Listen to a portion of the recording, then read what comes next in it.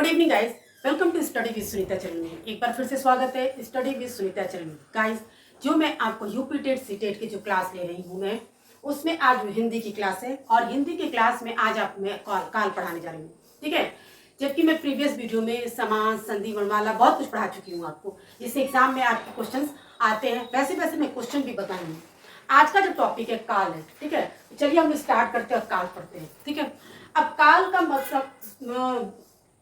मतलब ठीक है ना, सब तो काल का मतलब देखिए समय से भी होता है।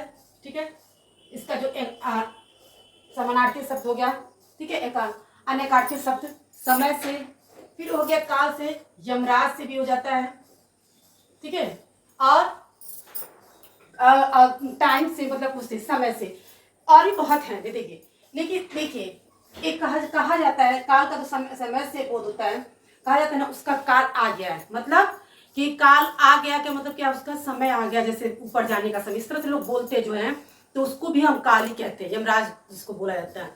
एक काल सर्प को भी कहा जाता है, काल सर्प योग है ये, तो उसको भी काल कहा जाता है। और दूसरा काल का मतलब समय से होता है। ठीक है ना, काल का मतलब समय से होता है, काल होता है। तो क्रिया के जिस रूप से समय का बोध हो उसे काल कहते हैं। अब यहाँ जो भी मतलब होगा सिर्फ क्रिया से होगा, कहने का मतलब जैसा क्रिया करता होगा, ठीक है, उसी हिसाब से हम निर्भर करता है कि क्या, तो क्रिया पे ही निर्भर करता है आपका समय का बोध। जैसे क्रिया कब की होगी, अगर कर रही होगी तो वो काल दूसरा होगा, कर चुकी होगी तो वो काल दूसरा होगा, आने वाला जो काम किया होगा तो दूसरा काल। मतलब यानी कि समय काल यानी हम जो काम कर चुके उस समय को दूसरा कुछ कहते हैं, अभी कुछ कर रहे हैं उस समय को हम दूसरा कुछ कहते हैं, आगे जो करेंगे उसको दूसरा कुछ कहते हैं। उसी को क्या कहते हैं यही समझना है हम लोग को और यही पढ़ना भी है।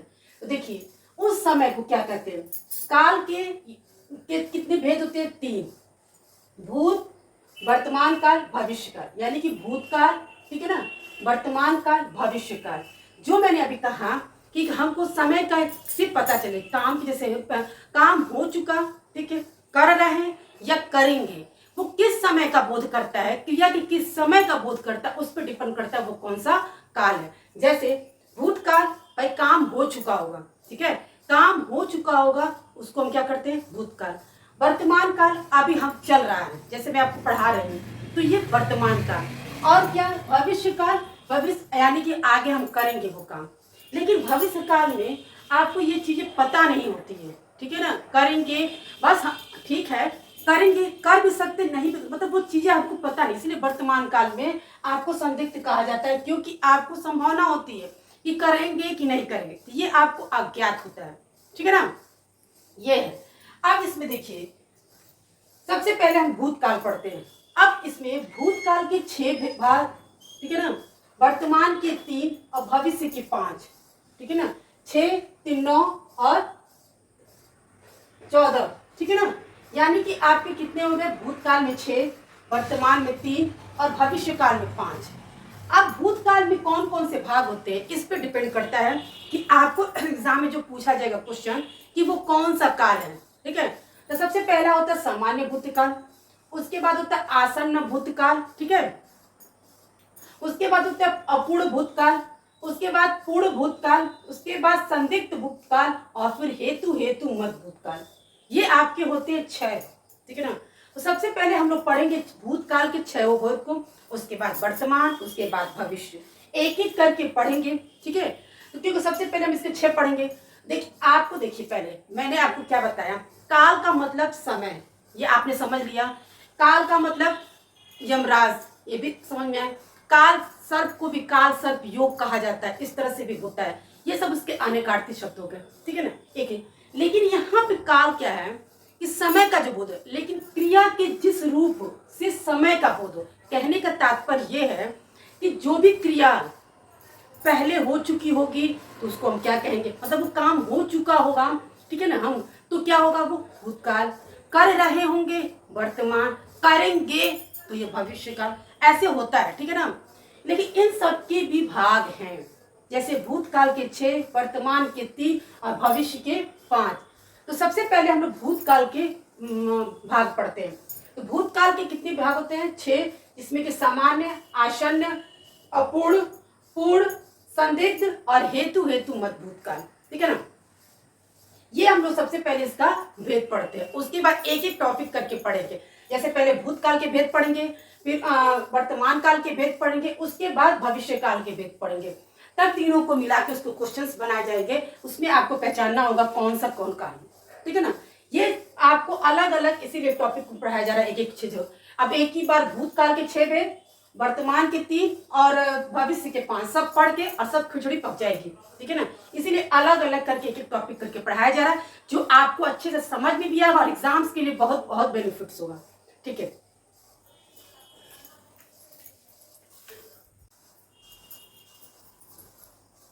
चलिए गाइस, हम लोग क्या पढ़ते हैं, भेद पढ़ते हैं, ठीक है। जो अभी मैंने आपको बताया परिभाषा, भूतकाल के भेद, वर्तमान काल के भेद और भविष्य काल के भेद। तो सबसे पहले हम लोग भूतकाल के भेद पढ़ते हैं, ठीक है। भूतकाल के 6 भेद होते हैं, तो चलिए पढ़ते हैं। सबसे पहले हम लोग पढ़ते हैं सामान्य भूतकाल, ठीक है। सामान्य भूतकाल क्या होता है, क्रिया के जिस रूप से, ठीक है ना, बीते हुए समय में सामान्य रूप से क्रिया संपन्न हो, ठीक है, उसी को हम क्या कहते हैं, सामान्य भूतकाल, ठीक है। जैसे देखिए एकदम सामान्य बात होगी, सामान्य का अर्थ ही होता है सामान्य बात, यानी कि क्रिया का जो रूप होगा, ठीक है, वो सामान्य एकदम होगा, जैसे से सामान्य रूप से क्रिया संपन्न हो रही होगी। देखिए पहचान मैंने लिख दिया है, लेकिन उदाहरण पहले समझेंगे तो पहचान अपने आप आपको समझ में आ जाएगी। देखिए बच्चों ने खेल खेला, तो क्या दिया गया है कि सामान्य बात, तो जहाँ यहाँ हम भूतकाल की बात कर रहे हैं, तो भूतकाल में क्या होगा, वो काम हो चुका होगा, ठीक है ना।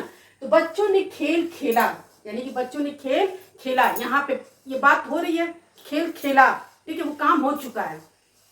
फिर है प्रधानमंत्री ने भाषण दिया, यानी प्रधानमंत्री भाषण दिया, वो दे चुके हैं, ठीक है ना दे रहे हैं न देंगे, बल्कि वो दिया, भाषण दिया।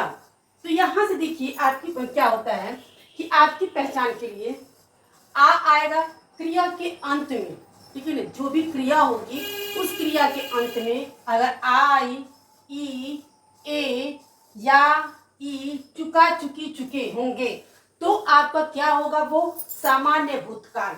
देखिए ये तो पहचान है आपकी, ठीक है ना, लेकिन जब भी आप उदाहरण या वाक्य जब देखेंगे, उस वाक्य से ही आपको समझना होगा, ठीक है। जब उस वाक्य को आप समझ जाएंगे तो अपने आप आपको ये समझ में आ जाएगा ये सामान्य भूतकाल है। पहले हम उसको चीज को उसके अनुसार परिभाषा को समझनी होगी, उसके बाद अपने आप समझ में आएगा। जैसे ये कहा जा रहा है यहाँ पे, क्योंकि चूंकि बात आपकी हो रही भूतकाल की, तो भूतकाल का अर्थ ही होता है कि काम का हो जाना, ठीक है, वो काम का समाप्त हो जाना। ये बात आपको समझ में आ गई, ठीक है ना। लेकिन यहाँ सामान्य की बात, तो सामान्य रूप से समाप्त होने की बात हो रही है, ठीक है। वही बात है कि बच्चों ने खेल खेला, तो बच्चों ने खेल खेला ही, ठीक है, वो काम कर चुके उस चीज को। प्रधानमंत्री ने भाषण दिया, तो दे चुके हैं, ठीक है। तो यहाँ पे क्या हो जाएगा, सामान्य भूतकाल। लेकिन पहचान के तौर पे जब भी क्रिया के अंत में आ, ई, ए, या, ई, चुका, चुकी, चुके होंगे, तो जैसे मान ये भी कह सकते हैं बच्चों ने बच्चे खाना खा चुके, तो बच्चे खाना खा चुके, तो ये भी भूतकाल हो गया, सामान्य बात होगी, भाई वो खाना खा चुके, ठीक है ना। तो ये हो गया आपका सामान्य भूतकाल। यही होता है जब आप अगर वाक्य को अच्छे से पहचान जाएंगे, परिभाषा बहुत पहचान जाएंगे, तो आप ट्रिक्स तो अपने आप ही पहचान जाएंगे। ये तो आपको एक साधारण सी बात बताई जा रही है कि इसकी पहचान ये होगी। दूसरा है आपका आसन्न भूतकाल, ठीक है ना। आसन्न भूतकाल, इसका आसन्न का अर्थ होता है समीप, निकट, ठीक है ना। अब ये किसके समीप निकट है अभी मैं बताती हूँ। इसका अर्थ होता है आसन्न का, यही होता है क्रिया के जिस रूप से यह पता चले कि क्रिया भूतकाल में आरंभ होकर अभी अभी समाप्त हुई है, मतलब वो आरंभ कब हुई थी, भूतकाल में, ठीक है ना, लेकिन अभी तुरंत समाप्त हुई है, ठीक है ना। तो वही होता है आसन्न भूतकाल। अब आसन्न भूतकाल को हम पूर्ण भूतकाल भी कहते हैं, ठीक है ना। इस तरह से क्वेश्चन एग्जाम में भी आ सकता है, बहुत फंस जाता है क्वेश्चन कि आसन्न भूतकाल को और क्या कहते हैं। आसन्न भूतकाल को पूर्ण वर्तमान काल भी कहा जाता है। कैसे, देखिए यहाँ आप देखिए हर वाक्य में यहाँ हूँ, है, ठीक है होता है, तो आप ये हमेशा क्या होता है, वर्तमान काल में होता है ये हूँ, ऐसे करके जो भी होता है ये तो किस में होता है, वर्तमान में होता है। तो ये वर्तमान में होने को इसी वर्तमान काल तो है, हम पढ़ रहे हैं भूतकाल, ये भूतकाल में कैसे आ गया, ये भी तो क्वेश्चन हो सकता है कि भूतकाल में कैसे आ गया। तो ये भूतकाल में इसलिए आया है क्योंकि आसन्न भूतकाल और वर्तमान भूतकाल एक दूसरे के निकटतम है, समीप है, ठीक है ना। इसीलिए क्योंकि ये जो है हूँ क्या हो जाएगा आपका वर्तमान में, और आसन्न जो हो जाएगा आपके उसकी समीपता है, इसीलिए क्या हो जाएगा आसन्न भूतकाल, यानी कि दोनों केस के। इसीलिए ये कहा गया है कि ये आपके भूतकाल में प्रारंभ मतलब होगा काम, ठीक है ना, और समाप्त कब हुआ, अभी तुरंत। जब समाप्त अभी तुरंत हुआ तो वर्तमान में हो गया वो काम, लेकिन शुरू कब हुआ था, भूत में। इसीलिए इसको कहा जाता है आसन्न भूतकाल। और ये किसके निकटतम है, ये वर्तमान काल के। और वर्तमान काल में आपको पता ही है, इंग्लिश में भी और हिंदी में भी क्या होता है, ता है, ती है, ते करके आता है, सब में आता है। वर्तमान काल में भी है हूँ करके आएगा, और भूतकाल में भी है हूँ आएगा। तो है हूँ करके जब भी आएगा तो ये केवल आपका वर्तमान में नहीं आ जाएगा, ये आपके आएगा आसन्न में। तो ये किस क्यों जाएगा आसन्न भूतकाल, क्योंकि दोनों के निकटतम समीपता है, ठीक है ना। यही पे यहाँ पे देखिए, मैं खा चुका हूँ, तो आपके पहचान में भी है चुका चुकी है, तो सारे उसमें है चुका। काम जब कर चुके हैं, कर चुकने की बात है, तो वो जाहिर सी बात है, वो भूतकाल में तो होगा ही। खा चुके हैं, पी चुके हैं, तो काम वो कर चुके हैं, समाप्त कर चुके हैं, तो वो भूतकाल तो होगा। ये तो आपको समझ ही रहे हैं, ठीक है ना। तो यहाँ पे है कि भूतकाल से समाप्त हुई और वर्तमान में खत्म हुई। मैं खा चुका हूँ, ठीक है ना, तो मैं खाना अभी भी खा चुका हूँ, मतलब खाना शुरू किया था भूतकाल से, लेकिन अभी मैं खा चुका हूँ। आप जब देख रहे हो हमको खाना खाते हुए, तो उस समय मैं खा चुका हूँ, ठीक है। नहीं, खा तो पहले से रहा था, तभी तो उस समय खा चुका हूँ, ये बात हो गई। सीता रोई है, ठीक है ना, तो सीता रोई है, ठीक है। अब उसके आंखों से ये पता चल रहा है कि वो रोई है, कि आंख सूज गए हैं, वो उदास है, तो क्या है, वो रोई है। तो वो रोने का जो काम वो भूतकाल से कर रही है, अभी वर्तमान में वो रोई है, तो उसके मतलब पता बस चल रहा है आपको कि वो रोई है, ठीक है ना। उसकी जो आंखों की जो क्रिया है, इससे ये आपको पता चल रहा है कि वो रोने का काम तो किया है, लेकिन वो कब के भूतकाल में। लेकिन आपने जब देखा, हो सकता है वो तुरंत रोना बंद कर दियो। यही हो गया आपका आसन्न भूतकाल। तो इसमें भी हूँ, इसमें भी है, यानी कि वर्तमान से संबंधित। इसकी पहचान देखिए, ई है, आ है, ए है, या है, ई है, ए है, या चुका चुकी चुके होगा, ठीक है ना। ये आप मैं पहले इसीलिए पहचान नहीं बता रही कि तो आपको समझ में नहीं आएगा, ठीक है। पहले पहचान बताने से तो क्या आप वाक्य नहीं समझ पाएंगे, इसीलिए मैं उदाहरण को पहले समझा दे रही हूँ, उससे आप पहचान खुद भी निकाल लोगे, समझ में। इसीलिए पहले परिभाषा समझते हैं, उसके बाद हम उदाहरण समझते हैं, तब पहचान निकालते हैं। अगर आपको परिभाषा समझ में आ गया, उदाहरण समझ में, तो पहचान आप नहीं भी समझ पाएंगे, तो भी कर लेंगे, ठीक है। कैसे, देखिए भाई, यहाँ आसन्न का मतलब मैंने बताया समीपता, निकट, ठीक है ना। किसके समीप है, वर्तमान काल के समीप है, ये बात समझ में। कहने का मतलब जो है, हूँ है, जो होता है, ये किसके पहचान है, ये वर्तमान की पहचान है। अब यहाँ पे ये कह रहा है, ये काम जो हो रहा था, ये भूतकाल से हो रहा, जस्ट अभी तुरंत समाप्त हुआ है, मतलब वर्तमान में समाप्त हुआ है, इसी को हम कहते हैं आसन्न भूतकाल। मैं खा चुका हूँ, मतलब खाना खाने का काम वो भूतकाल से कर रहा था, लेकिन आपने जब मुझे देखा तो मैं खा चुका हूँ, ठीक है ना। वर्तमान में आपने मुझे जैसे देखा, मैं खा चुका हूँ, मेरा पेट भर गया, ठीक है ना। सीता रोई है, सीता रोई थी भूतकाल से, आपने मुझे जब देखा, उसके आंख को सूजा हुआ और उदास देखा, इसका मतलब सीता रोई है। अभी वो आपने जो देखा, उसकी जो क्रिया थी, वो रोने की क्रिया तुरंत समाप्त हुई थी। तो ये आपका हो गया आसन्न भूतकाल। गाइस, मुझे ये पता है कि आपको अच्छे से समझ में भी आ रहा होगा।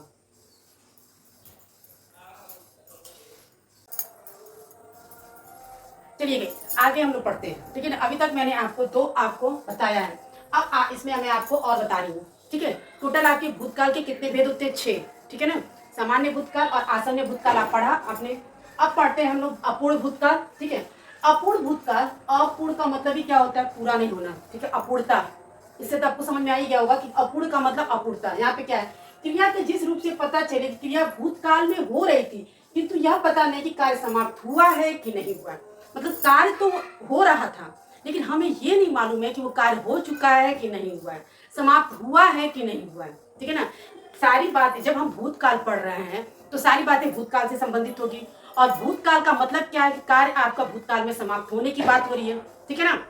तो अलग अलग बातें, जैसे सामान्य में कितनी सामान्य रूप से समाप्त होने की बात है, आसन्न में क्या है, वर्तमान और भूतकाल से समाप्त था, निकटता की समाप्त थी, ठीक है। यहाँ पे है अपूर्ण का, क्रिया जो भूतकाल में समाप्त हुई है, लेकिन मतलब हो रही है, बट समाप्त हुआ है कि नहीं हुआ, ये बात पता नहीं है। अपूर्णता है, अधूरा है, अपूर्ण मतलब अधूरा है, पता नहीं हुआ है कि नहीं हुआ है। उदाहरण से समझते हैं कि वह पढ़ रहा था, ठीक है ना, उदाहरण है वह पढ़ रहा था। अब वो पढ़ रहा था, ये तो बात आपको समझ में आ रही है कि वो पढ़ रहा था, लेकिन वो पूरा अभी पढ़ रहा है कि नहीं ये बात आप नहीं सब पता है, क्योंकि भाई ये कार्य समाप्त हुआ है कि नहीं हुआ। वो पढ़ ही रहा है अभी, कि अभी इस समय भी पढ़ रहा है, ये बात समाप्ति की बात। मतलब ये आपको समझ में नहीं है कि वो कार्य तो कर रहा था, पढ़ने का काम वो कर रहा था, लेकिन अभी वो कर ही रहा है कि अभी मतलब खत्म हो गया उसका काम पढ़ने का, ये बात अभी आपको नहीं पता है। तो इससे ये आपके अपूर्णता वाले भूतकाल में ये नहीं समझ में आता है कि कार्य आपका समाप्त हुआ है कि नहीं। कार्य आपका भूतकाल से हो रहा है, अभी आपका कार्य वो चल रहा है कि नहीं, इसमें जारी होने की बात, ठीक है ना, जारी होने के जैसे समझ दे। जैसे इसकी पहचान में देखिए, क्योंकि आपको ये पता ही नहीं चल पाता है कि समाप्त हुआ है कि नहीं। अब पढ़ रहा था तो पढ़ रहा था, भूतकाल मतलब पहले वो पढ़ ही रहा था, अब भी वो पढ़ रहा है कि नहीं। अगर अभी पढ़ रहा है तो वर्तमान में हो जाएगा। तो पढ़ रहा था तो क्या वो पढ़ चुका है, मतलब अब उसका पढ़ने का काम खत्म हो चुका है कि नहीं, अभी पढ़ ही रहा है, इस टाइप से होगा। तो यहाँ पे ये हो गया आपका, ठीक है ना, मतलब इसमें ये पता नहीं चल पाता कि आपका वो काम समाप्त हुआ है कि नहीं। अभी आप पढ़ ही रहे थे कि आप पढ़ने का काम खत्म कर चुके कि नहीं, ये चीज है। तो यहाँ पे हो गया आपका अपूर्ण भूतकाल। उदाहरण, सचिन गेंदबाजी कर रहा था। अब सचिन गेंदबाजी अभी कर रहा था, ठीक है ना, उसका गेंदबाजी अभी कर ही रहा था कि उसका गेंदबाजी करना खत्म हो चुका था, वो समाप्त हो चुका था कि अभी कर ही रहा था, हमको ये पता नहीं है, ठीक है। हो सकता है वो गेंदबाजी कर रहा होता, हो सकता है उसका गेंदबाजी नहीं कर रहा था, मतलब उसका समाप्त हो चुका हो। इसमें इसका ये पता नहीं चल पाता कि वो काम अभी हो रहा था कि नहीं हो रहा था, ठीक है ना। अपूर्ण भूतकाल, अपूर्ण भूतकाल क्या है, अधूरापन, ठीक है। इसकी जो पहचान है अच्छी, बहुत अच्छी पहचान, जैसे आपको इंग्लिश में प्रेजेंट कंटिन्यूअस टेंस में जैसे होता है पास्ट का, उसमें क्या होता है, रहा थी रहे, इसी तरह से इसमें क्या हो गया, रहा था रहे थे रही थी, इस तरह से जो भी सेंटेंस आएगा कि जो आपका काम तो है पास्ट का, लेकिन अभी आपका चल रहा था, समाप्त हुआ कि नहीं हुआ, वही हो जाएगा अपूर्ण भूतकाल। समझ में आ गया होगा। अब उसके बाद है पूर्ण भूतकाल। पूर्ण से अब ये अपूर्ण है तो अधूरा हो गया, ठीक है, कि समाप्ति का है कि नहीं। अब यहाँ पूर्ण है तो भाई पूरा होने की बात है, पूर्ण मतलब पूरा होने की बात। तो यहाँ भी ये काम भूतकाल में पूरा हो चुका, वो काम जो भी कर रहा होगा वो काम पूरा हो गया होगा, पूर्णता हो गई होगी। तो यहाँ पे जैसे देखिए, वह मुंबई गया था, किसी की बात कर रहे हैं, किसी का नाम लेकर ही बोल सकते, वह मुंबई गया था तो गया था, ये नहीं कि गया होगा कि कहीं इस तरह से नहीं, मतलब वो गया था तो गया है, वो काम पूर्ण हो गया है, ठीक है, वो गया था। राम खा चुका था, तो जो खा रहा था वो खा चुका था, वो खत्म हो चुका, वो खाने का जो काम है वो खत्म हो चुका था। तो ये चीज है आपका क्या, पूर्ण, मतलब जो काम आपका हो रहा मतलब कर रहे थे उसकी पूर्णता होने का जो पहचान है वही आपका हो गया पूर्ण भूतकाल। और पूर्ण से मतलब ही होता है पूरा होना, ठीक है। तो भाई मुंबई गए थे, हम घूमने गए थे, ठीक है ना, ताजमहल देखने गए थे, तो क्या वो पूर्णता की बात हो रही है यहाँ पे, खाना खा चुके थे तो पूर्णता। तो आप सेंटेंस से ही, वाक्य से ही आप पहचान खोज लेंगे। अब इसमें था, थी, इसमें जो वाक्य में आएगा था आएगा, थी आएगा, ई आएगा, या थे आएगा, चुका चुकी करके आएगा, तो वो वाक्य हो जाएगा पूर्ण भूतकाल। जैसे इसमें देखिए ई थी, आ था, ए थे, ई थी, या, ये जो भी इस तरह का पहचान होगा तो आपकी किस में आ जाएगा, पूर्ण भूतकाल। ये पहचान तो है ही, आप खुद से भी समझ सकते हैं। मुंबई गया था, ताजमहल देखने गए थे, कल हम गए थे, ठीक है ना, वो काम कर चुके, समाप्ति हो चुकी है, तो यहाँ पूर्ण भूतकाल होगा ही। नेक्स्ट है संदिग्ध भूतकाल। संदिग्ध भूतकाल मतलब संदेह प्रकट करना, ठीक है। संदिग्ध मतलब संदेह होता है, ठीक है। बीते हुए समय में जिस काम के होने का संदेह हो, जो काम आप कर रहे थे उसमें संदेह हो, ठीक है ना, उसी को हम संदिग्ध भूतकाल कहते हैं। जैसे देखिए, और आप लोगों ने हमेशा पढ़ा होगा काम ये जो होता है वो भूत भविष्य काल होता है, ऐसा नहीं होता है। इसमें देखिए क्या होगा कि मतलब संदेह प्रकट होगा कि वो काम पता नहीं हुआ होगा या नहीं हुआ होगा, मतलब आपको ये कंफर्म नहीं है कि वो काम हुआ होगा कि नहीं हुआ होगा। तो ये जहाँ पे संदेह प्रकट होगा वहां पे संदिग्ध भूतकाल, यही आपके भविष्य काल में भी आता है। संदिग्ध मतलब अज्ञात होगा, आपको ज्ञान नहीं है, संदेह है कि पता नहीं वो काम हुआ होगा कि वो पता नहीं खाना खाया होगा कि नहीं होगा। आप अनुमान लगा रहे हैं, हो सकता है वो खाना खा लिया होगा, ठीक है, हो सकता है वो खा भी लिया, हो सकता है वो नहीं भी खाया होगा, ठीक है, ये भी हो सकता है। वो पढ़ रहा होगा, पता नहीं वो पढ़ रहा होगा कि नहीं पढ़ रहा होगा। तो आपको ये संदेह है कि वो पता नहीं काम किया होगा कि नहीं किया होगा। जैसे उदाहरण से समझते हैं, पिताजी गए होंगे, तो मैंने अभी उदाहरण आपको दिया ना, वो खाना खा लिया होगा, तो आप ये सोच रहे पता नहीं वो खाना खा लिया होगा कि नहीं किया होगा, तो वो संदेह है आपको, हो सकता है खा भी लिया, हो सकता है नहीं भी खा लिया होगा। जहाँ संदेह की बात आ रही, ठीक है, अज्ञानता की बात आ रही, आपको ज्ञान नहीं है कि वो काम हुआ है कि नहीं हुआ, वहाँ संदिग्ध भूतकाल होता है। पिताजी गए होंगे, अब पिताजी को बाजार जाना होगा तो पिताजी गए होंगे, हो सकता है पिताजी गए होंगे, बाजार गए होंगे, हो सकता है नहीं भी गए होंगे। हम अनुमान लगा रहे हैं कि वो गए होंगे, लेकिन वो गए भी होंगे और नहीं भी गए होंगे। तो जहाँ संदेह होगा वहाँ संदिग्ध भूतकाल होगा। अच्छे पुणे पहुंच गया होगा, अब हम अनुमान लगा रहे, हो सकता है वो अच्छे पुणे पहुंच गया होगा, तो पहुंच गया भी होगा, हो सकता है पहुंच भी गया, हो सकता है नहीं भी पहुंचा, ट्रेन लेट हो सकती है, बस से जा जिससे भी जा रहा, हो सकता है हम ये अनुमान लगा सकते हैं वो पहुंच गया भी होगा, ये भी अनुमान लगा सकते हैं कि नहीं पहुंचा होगा। जहां हमको ये कंफर्म ही नहीं है कि वो काम हुआ है कि नहीं हुआ, वहां संदिग्ध, जहां संदेह है, अज्ञानता है, वहां पे संदिग्ध भूतकाल है। हेतु हेतु मत भूतकाल, लास्ट है आपका हेतु हेतु मत भूतकाल। हेतु का 2 बार हेतु, एक हेतु से मतलब कारण हो गया, दूसरे हेतु से मतलब क्रिया हो गया। यानी कि यहाँ पे आपका क्या मतलब है, इस वाक्य में, आपके इस काल में, आपके वाक्य में 2 क्रिया होती है, 2 क्रिया 2 वाक्य होती। तो पहली क्रिया मतलब एक क्रिया दूसरी क्रिया पे निर्भर रहती। इसकी पहचान आपकी बहुत आसान, यही पहचान इसकी है। इसमें 2 वाक्य होते हैं, यानी कि 2 क्रिया होती। जब वाक्य 2 होगा तो 2 क्रिया होगी। उस 2 क्रिया में आपका एक क्रिया दूसरी क्रिया पे निर्भर होती ही है, ठीक है ना। किसी एक कारण से दूसरे कारण पर निर्भर होना, यानी कि जो हेतु का मतलब एक हेतु से अर्थ कारण हो गया, दूसरे से क्रिया, यानी कि किसी के कारण दूसरे कारण पे निर्भर होना, एक क्रिया का दूसरे कारण पे निर्भर होना, यही होता है हेतु हेतु मत भूतकाल। उदाहरण समझते हैं, यदि परिश्रम करते तो अच्छा कक्षा में प्रथम आते। अब एक क्रिया क्या है, परिश्रम करना, और प्रथम आना, तो ये हो गया ना। तो क्या हुआ, मतलब आप परिश्रम करते तो कक्षा में प्रथम आते, जाहिर सी बात है। हम कहते हैं ना जब आप मेहनत करोगे तभी तो पास होगे, तो वही बात हो रही है कि भाई आप जब एक क्रिया परिश्रम करना, प्रथम आना, तो यानी कि आपके परिश्रम करने पे प्रथम आना निर्भर है, ठीक है। जहां एक क्रिया अगर आप पढ़ते तो अच्छे नंबरों से पास होते, ठीक है, एक क्रिया अच्छे नंबरों से पास होते, तो ठीक है, वही बात है। जहां पे एक क्रिया दूसरी की एक के कारण दूसरा काम होना, वहां पे होता है हेतु हेतु भूतकाल, ठीक है ना। जैसे परिश्रम करते तो कक्षा में प्रथम आते, अगर तुम परिश्रम नहीं किए, अगर परिश्रम कर अच्छा नंबर तो नंबर से पास हो जाते, ये सब बातें जो है, ठीक है। राम अच्छे से पढ़ते तुम अच्छे से पास हो जाते। यही सब जो वाक्य हैं, जो 2 वाक्य 2 क्रिया एक कारण से दूसरे कारण पर निर्भर होना ही हेतु हेतु मत भूतकाल। गाइस, मैंने आपको भूतकाल के 6 भेदों को पढ़ाया है, ठीक है। एक एक काल को मैंने परिभाषा सहित, उदाहरण सहित, पहचान सहित सब कुछ बहुत अच्छे से बताया है। और अब मैं उम्मीद करती हूँ कि आपको अच्छे से समझ में भी आ गया होगा, जो आपके एग्जाम्स के लिए बहुत बहुत बेनिफिट्स है, ठीक है ना, बहुत ज्यादा ही होगा। इसमें से आपको जब भी एग्जाम में प्रश्न आएगा तो आपको कोई भी परेशानी नहीं होगी, ठीक है। इस वीडियो को पूरा देखिए, पढ़िए और समझिए। मिलते हैं नेक्स्ट वीडियो में।